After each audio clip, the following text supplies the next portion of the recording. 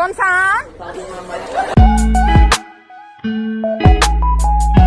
Galera inteligente dessa internet, aqui é a Milena Faria Fintori. Caso você acompanhe esse canal por conta dos conteúdos Frameback, você deve me conhecer como Lady Boss. Mas sabia que o meu nome não é nenhum nem outro? Obviamente, meu nome não seria Lady Boss, né? A gente brinca com esse alter ego meu, porque é a maneira como a Consan gostava de ser chamada em Get the Series, a Kun Boss, a Lady Boss, a Lady Chef, não é não? Mas Milena Faria Fintori também não é meu nome, vou esclarecer isso pra vocês agora, deixa eu tomar uma aguinha. Stanley me patrocina.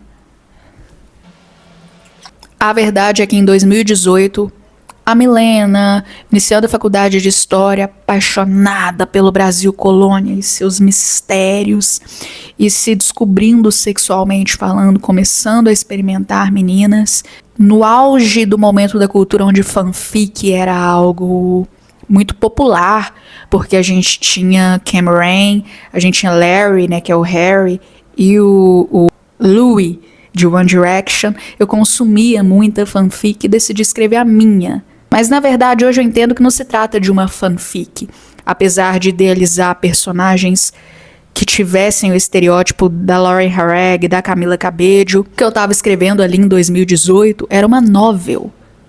Era um romance histórico que se passa no Brasil colônia dos anos de 1600, em que a gente acompanha uma espécie de princesa, de filho de um capitão donatário, e uma escrava alçada à categoria de dama de companhia se envolvendo numa trama de amor e poder que vai custar suas vidas. Mas então, de onde vem o Milena Faria Fintori? Em minhas mãos, o meu registro de averbação de brado mudo, um documento redigido em setembro de 2018, e aqui diz: autora Milena Farias Rodrigues, pseudônimo Milena Faria Fintori. Esse é o meu pseudônimo, é o nome com o qual eu assino as minhas obras. Você não vai encontrar nenhuma publicada porque não tenho dinheiro, mas eu tô atualmente escrevendo Serviçais do Poder, o meu romance medieval.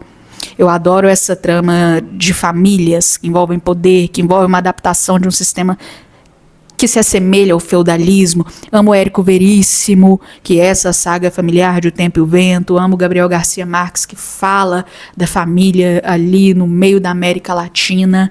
Eu amo literatura russa, que constantemente traz esses arquétipos, essa discussão desses arquétipos de pessoas que ora são unilaterais, totalmente ruins, ora totalmente boas. Eu amo ler e amo escrever, tenho poesia, mas sei que esse tipo de coisa não vende, que não interessa a vocês.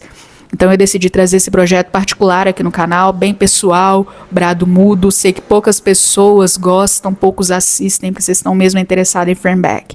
Mas eu quero agradecer a todos que assistem, a Radassa, a Liana, a Edna, a minha namorada Kátia, a minha mãe, que descobri recentemente que ouve e ficou super me perguntando o que vai acontecer com as duas, que pegou um capítulo aleatório e sentiu vontade de ouvir os anteriores. Obrigada pelo apoio de vocês. A gente vai dar seguimento à leitura. Hoje nós vamos ler o capítulo 39 de Brado Mudo.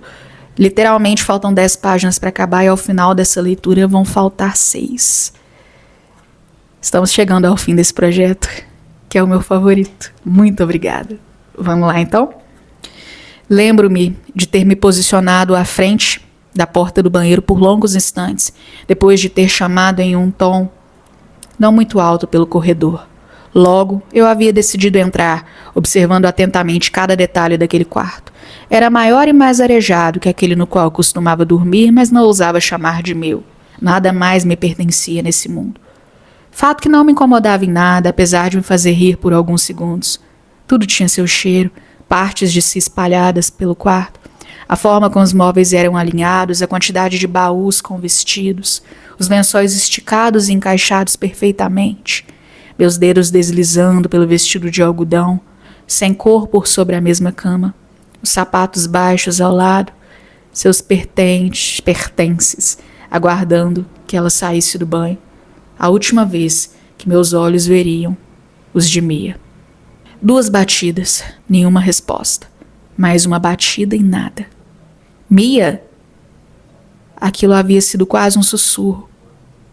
Como se eu não quisesse que ela ouvisse e pudesse sair dali com a desculpa de que não havia sido atendida. e pudesse evitar de alguma maneira a discussão que viria em seguida. Mais uma batida. Mia, eu posso entrar? Silêncio. Levei minha mão trêmula até a maçaneta e abri a porta. Uma fresta pequena, o bastante para que eu pudesse ver a sombra de seus movimentos feita pela vela acesa dentro do pires ao lado da banheira. Respirei fundo.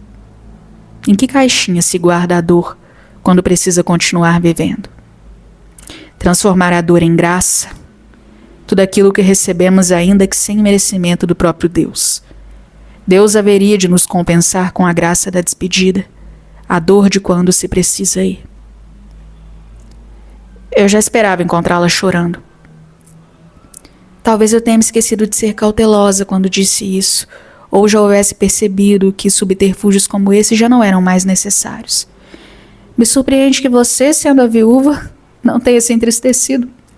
Seus olhos fechados, os cabelos presos, os joelhos abraçados, a água na altura das mãos, a cabeça para trás, apoiada na borda da banheira. Ela se banhava sozinha. Sua dor me entristece mais, prima, eu confessei. O mel aberto, contemplativo, a beleza que havia na dor, a tristeza em se confessar. Quando conseguiria entendê-la?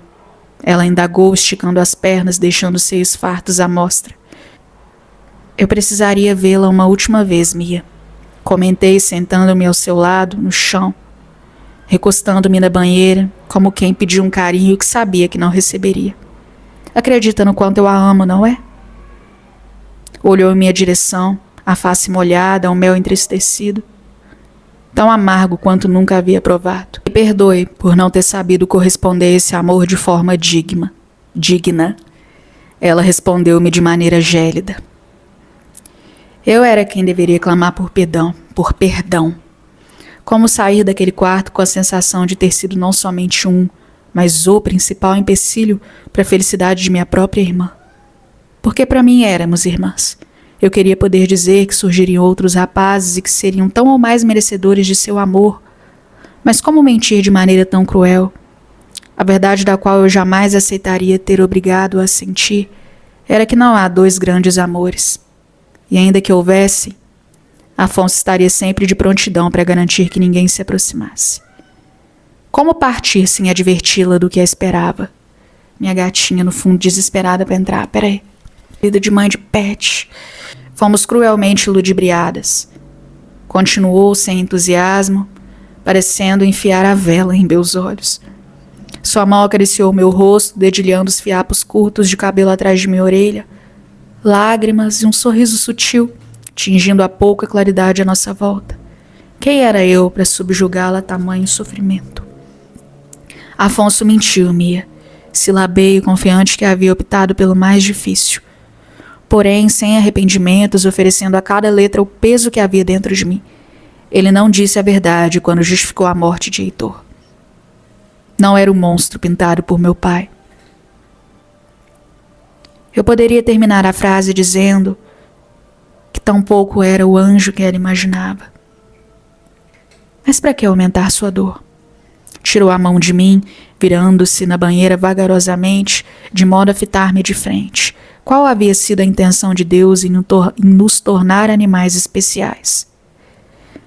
Nós sequer nos tocamos. Heitor a amava e morreu por reivindicá-la. Floreei a verdade, acreditando que seria melhor que ela tivesse essa versão para o resto de sua vida. Porque no fundo eu sabia que não era tão em verdade. 1. Mia levantou-se da banheira, espalhando água ao seu redor. 2. Pisou firme, passando por mim. 3. Enrolou-se na grande toalha acinzentada. 4. Apagou a vela com as mãos molhadas. 5. Levantei-me apressada, segurando-a pelo braço, decidindo não fingir mais.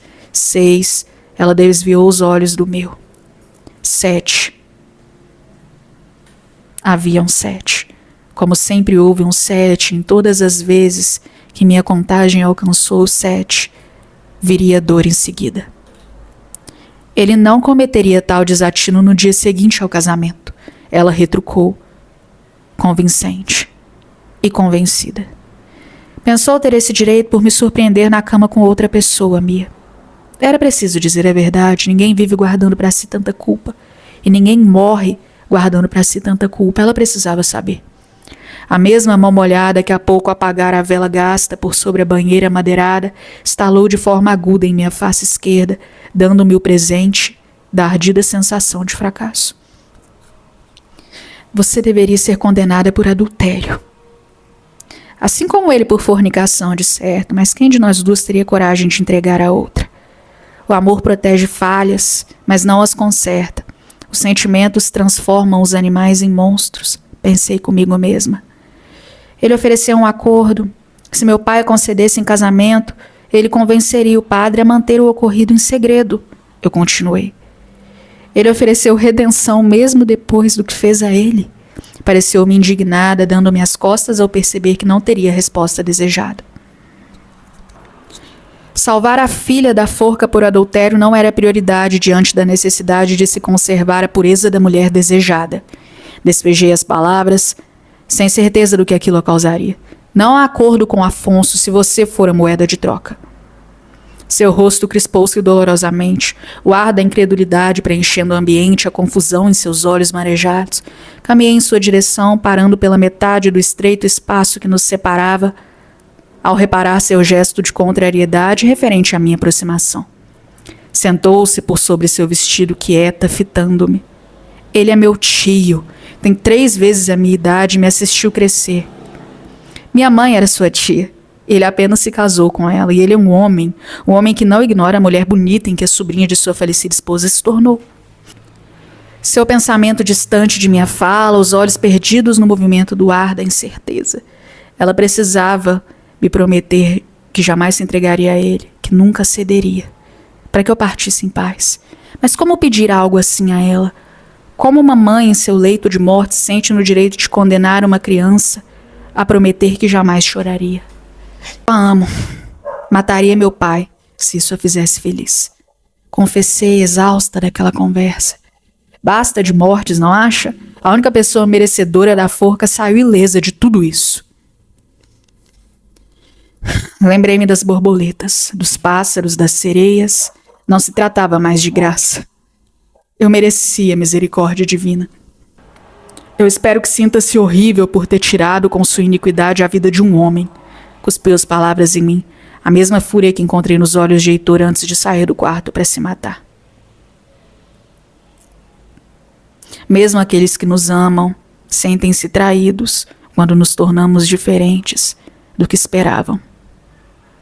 Eu não posso partir deixando seu coração cheio de ódio, Mia, adverti. Espero que nunca possa viver o amor proibido que esconde.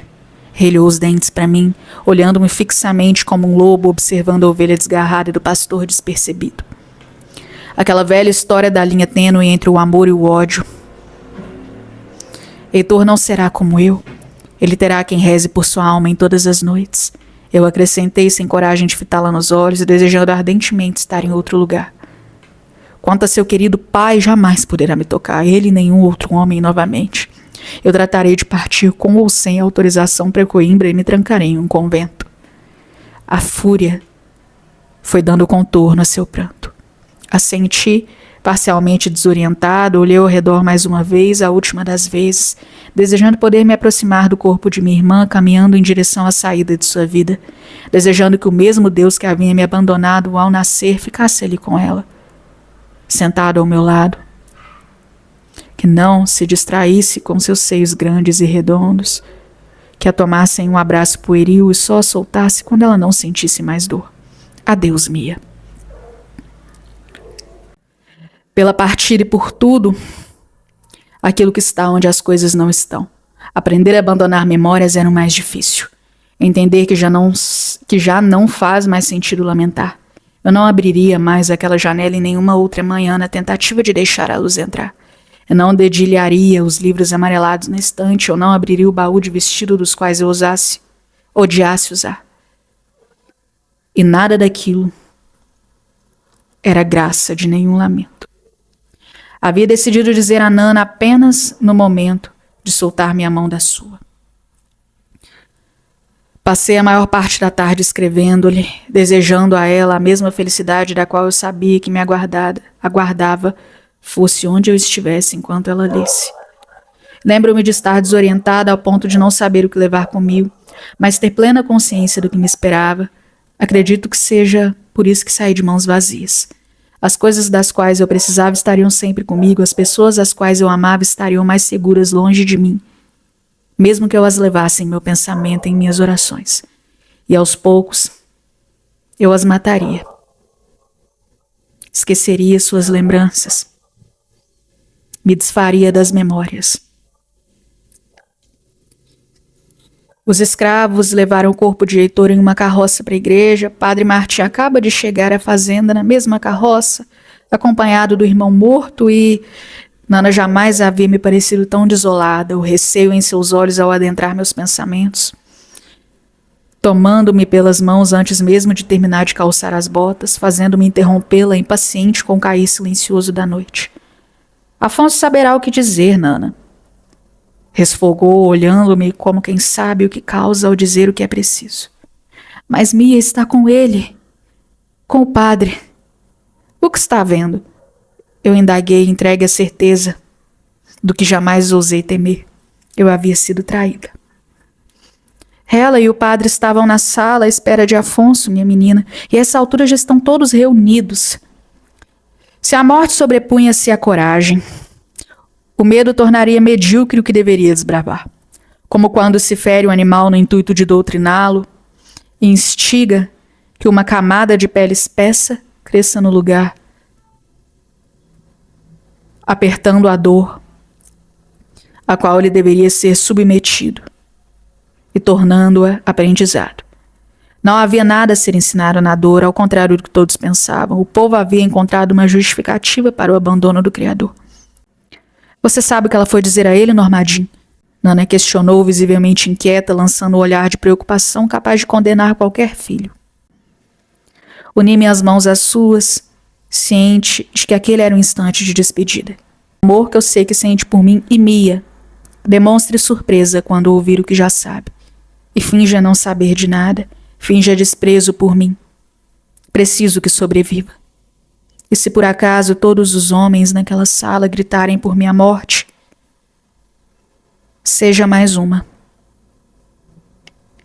Eu não vou deixar que vá até lá. Ela segurou-me, os olhos arregalados e a postura trêmula. Ela também sabia que havia chegado a hora. Como Maria, prestes a assistir o Calvário de Jesus. Encontre Candelário o mais rápido possível e leve-a para o quarto de Mia. Não a procurarão lá. Mantenha segura, por favor. Estou entregando-lhe o que de mais amado tenho, Nana. Eu irei encontrá-las. Apressei-me em sair antes que ela tivesse tempo de contestar meu pedido. Finalizamos aqui o capítulo 39 de Brado Mudo. Muita coisa que eu tenho lido aqui, apesar de já saber como a história termina os principais fatos, eu não sabia, não lembrava de detalhes da minha escrita. Muita coisa me afeta, muita coisa me entristece. Mas acho que o apanhado geral de toda essa releitura tantos anos depois é de que eu me sinto orgulhosa da minha obra. Espero que vocês estejam gostando, espero que comentem para engajar, que se inscrevam, que curtam esse vídeo. Sei que pode parecer presunçoso da minha parte em dizer, mas acho que vocês são sortudos de estarem diante de uma obra completa na íntegra de graça no YouTube, narrada pela própria autora. Então aproveitem isso. Beijo, amo vocês.